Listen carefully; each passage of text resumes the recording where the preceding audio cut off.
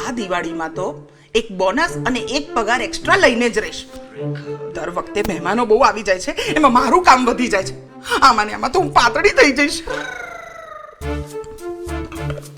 રેખા, એક ગ્લાસ પાણી લાવજે. હા લાવી મેડમ.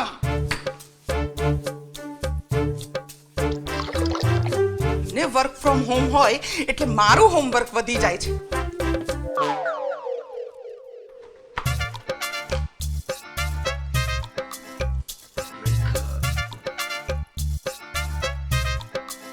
અરે જવા દે ને યાર, હું તો ત્રાસી ગઈ છું એનાથી. તને તો ખબર છે ને, મારે દિવાળીમાં કેટલા મહેમાનો આવતા હોય છે ને કોણે ક્યારે ડ્રાયફ્રૂટ અને મીઠાઈમાં મોઢું મારી હોય એ આપણને કઈ રીતે ખબર પડે. મારે તો આનાથી છુટકારો જોઈતો હતો એટલે ઓનલાઈન બુક કરાવી દીધી છે. હમણાં આવતા જ હશે. Madam sorry madam. Madam please મને નોકરીમાંથી નહીં કાઢો. હું બધું સરસ સાફ કરી આપીશ. અરે ઘરનો એક એક ખૂણો બરાબર સાફ કરી નાખીશ મેડમ.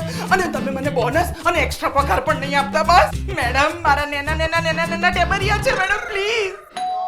જાઓ પહેલા ડોર ખોલો.